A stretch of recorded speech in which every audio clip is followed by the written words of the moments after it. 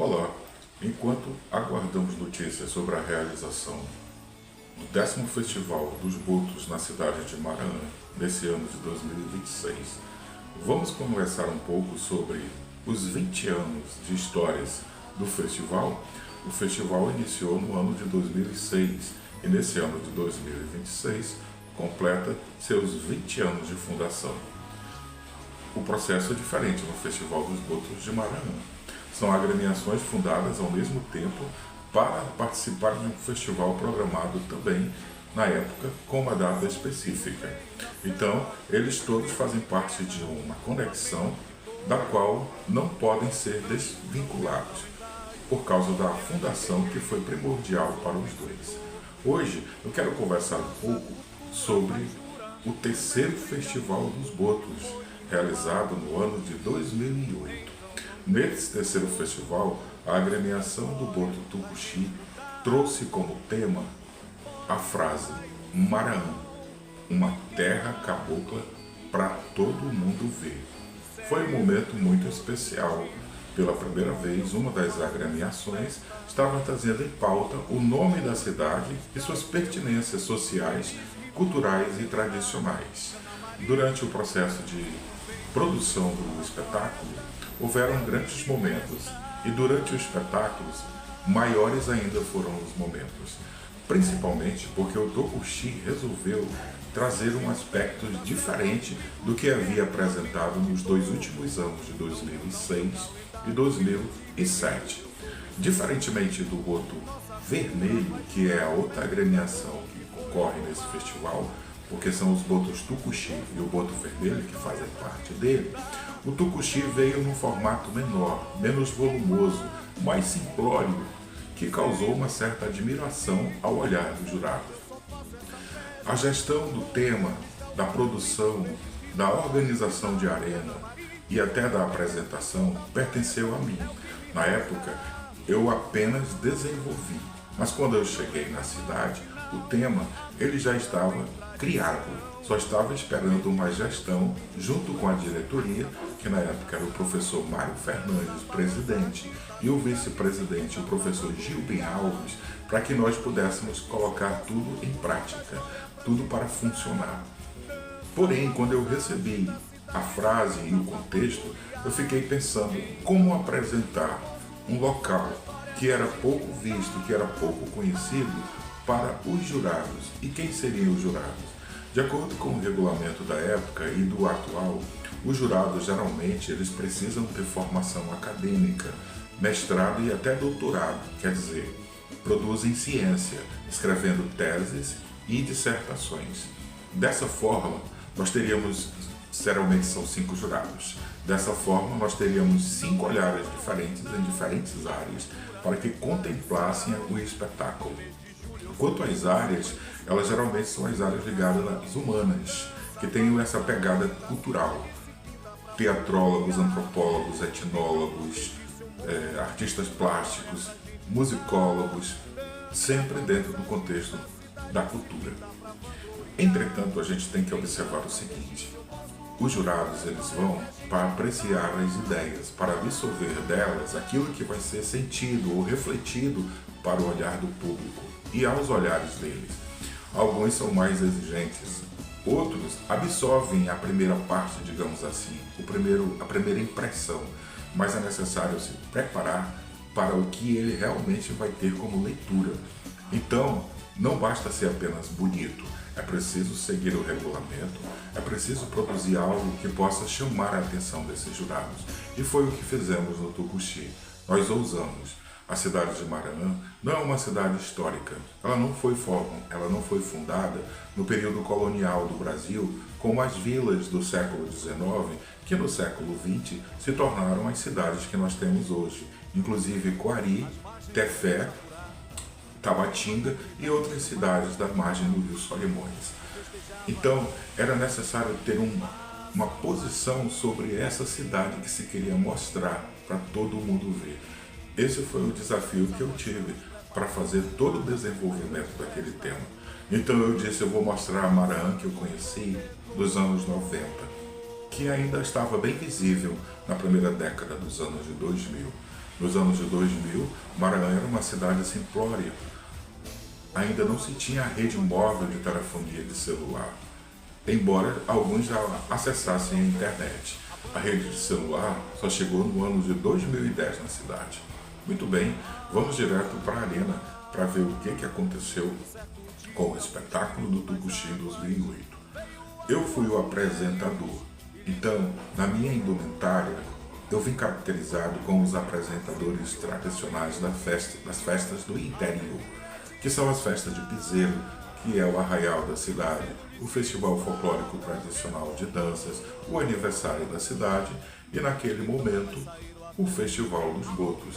Por isso eu vim trazendo na minha indumentária vários elementos que se refletiam nessas festas populares tradicionais da cidade do interior, como fita e o manto lilás, que se refere aos contextos religiosos, e os outros adereços às outras festas que eu acabei de citar. Por isso, eu trouxe no meu argumento esse apelo da zona rural, esse apelo interiorano do caboclo que está lá no interior. E usei uma linguagem mais direta, mais pragmática para conversar com os jurados, porque eu sabia que do olhar dele partiria a avaliação para que nós estávamos mostrando. Logo em seguida vieram os outros itens. A batucada, ela veio caracterizada na música Defensor da Floresta, que foi a primeira apresentação para concorrer ao item, cantada pelo Jorge Afonso, Jorginho. E a indumentária do Jorginho também veio com o mesmo contexto da minha. Estávamos ali construindo um conjunto próprio para nos apresentar para os jurados. Não é? E a chegada do boto, tão inusitada, ele veio pairando no ar, no bico de uma pequena garça, o boto Tucuxi. O tema era explícito nessa chegada.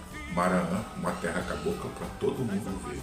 Do alto, no braço da alegoria, ou na lança, como os artistas denominam, o boto Tucuxi estava sendo avistado para quem estivesse dentro do ginásio e até fora dele, de qualquer ângulo. Por isso ele veio do alto. E assim, todo mundo estava ouvindo. Esses pequenos detalhes fazem parte das ideias que a gente precisa ter para salientar o tema. Cada palavra do tema é necessário ser posta para ser executada na arena, em forma de coreografia, em forma de indumentária, em forma de alegoria ou de argumentos. É necessário trazer esse elemento para que o jurado saiba que a gente está tendo todo o controle da ideia que a gente está apresentando. Em seguida, nós teremos a Rainha da Batucada. É um antigo item que nós tínhamos no Festival dos Botos que não existe mais. A Rainha da Batucada, ela vinha representando a mulher da cidade, a cabocla que vive nas cidades sedes do interior, na cidade, naquele momento, na cidade sede de Maranhão. Por isso ela trouxe cores vibrantes, modernas. O seu estilo de indumentária também era algo mais modernizado, porque ela vinha dentro desse conceito, representando essa mulher da cidade que viaja para a capital, que viaja para outros estados e traz sempre novidades. Depois nós tivemos a Guardiã do Boto, que naquela época se chamava ainda Porta-Estandarte. A nossa Porta-Estandarte, ela vinha representando a mulher da zona rural. É a mulher que vive na sua condição tradicional de cabocla e ribeirinha. Por isso o contexto dela já foi utilizar elementos mais inerentes à floresta. Ela vinha praticamente vestida de sol, em tons de amarelos, bem fortes, com alguns detalhes de borboletas e sua roupa com detalhes de fibras, de palhas e talas, para dar esse contexto de zona rural. Depois nós tivemos a Rainha do Folclore, que atualmente nós chamamos de Rainha das Águas no Festival dos Botos. Como também a Rainha da Batucada hoje é a Cabocla Amazônica. Então, voltando à Rainha das Águas, naquele momento estreado por Ana Cátia Fogaça, ela veio dentro da lenda do Cantagalo. Ela veio representando o contexto da lenda de Coverde, a lenda que é tão tradicional na cidade de Maranhão. Então observem, nós estamos aí colocando todos os contextos inerentes à cidade. Era necessário buscar esses contextos para poder apresentar a cidade ao público. A nossa Índia Bela também veio bem simplória, representando uma indígena Canamari. A Índia Bela, em 2008, possui a mesma nomenclatura que se possui hoje. Daí, novamente, nós lembramos que é necessário fazer uma revisão no regulamento para adaptar essas nomenclaturas. Todos os itens deixaram o público de boca aberta, porque antes da apresentação do Boto Tucuxi, a agremiação do Boto Vermelho se apresentou e ela veio muito volumosa, opulenta, suntuosa, trazendo um espetáculo de encher os olhos. Esteticamente, ela estava perfeita, muito rica, muito bem elaborada. Porém, o tema do Tucuxi estava exigindo que nós mostrássemos uma cidade do jeito que ela é. Maraã é uma cidade simples, é uma cidade pacata, é uma cidade onde ainda se vivia com o pensamento e o olhar voltado para o rio, no imaginário, nos mistérios da floresta, naquele ano de 2008.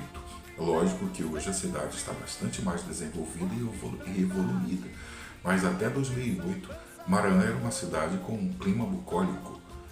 Não podíamos mostrar para o jurado uma cidade com áreas parintinenses, com um festival grandioso que se tem em Parintins, onde todo mundo o conhece há mais de 60 anos. Maraã estava estreando para o mundo ver. Então foi necessário transformar todo o seu conjunto de itens para que os jurados pudessem realmente sentir que uma cidade simples e desconhecida do interior do Amazonas estava naquele momento, através do seu festival, querendo se mostrar para o mundo ver. E também o momento do tribal, onde as tribos indígenas elas vieram com muita originalidade, com menos brincante, mas uma coreografia mais elaborada dentro do contexto da originalidade local. E os 3 grupos tribais vinham representando os 3 grupos dos clãs Canamaris, pesquisados na obra de Maria Labiak, que é etnóloga, e escreveu a obra O Arapecon, a cosmologia do povo Canamari no Arapecon. Ela pesquisou a ancestralidade do povo Canamari e descreve que eles são originários da região do Rio Javari e do Rio Juruá, e que somente o clã que está hoje localizado no município de Maraã se desintegrou desse grupo na década de 1920. Então, naquele momento, a gente apresentava esses 3 clãs dentro desse contexto embasado nessa autora, Maria Labiak. Então, nós temos aí um trabalho de pesquisa muito profundo para poder levar esse contexto de Maraã, uma terra cabocla, para todo mundo ver naquele momento de 2008. No resultado final, o Tucuxi comete um lapso muito importante que tem a ver com as observações ao regulamento. É crucial para quem vai trabalhar com a produção de um tema de uma agremiação ter em mãos o regulamento atualizado para que possa assim desenvolver o tema com todo cuidado, com toda sensibilidade.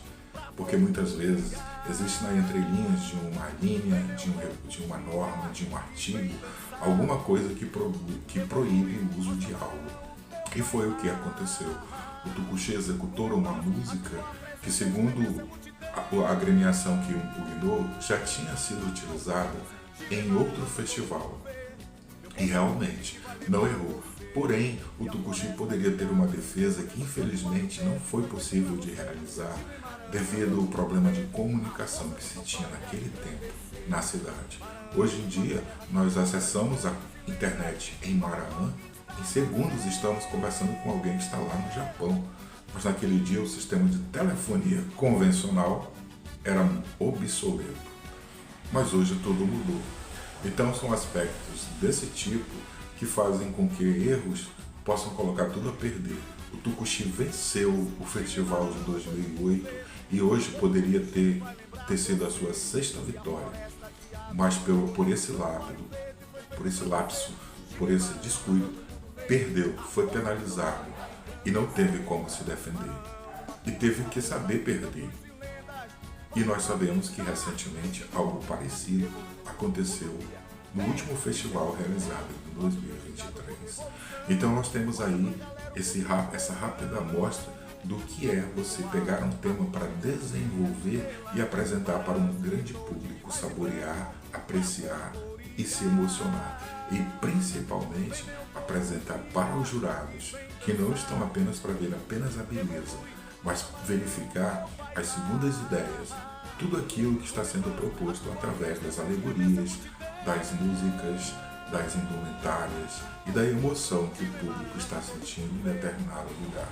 É preciso sempre adaptar o tema à realidade daquele local onde você está produzindo o seu festival. Muito obrigado, espero que tenham gostado e a qualquer momento eu posso voltar com mais informações sobre o Festival dos Botos de Maranhão nesses 20 anos de história. Até a próxima.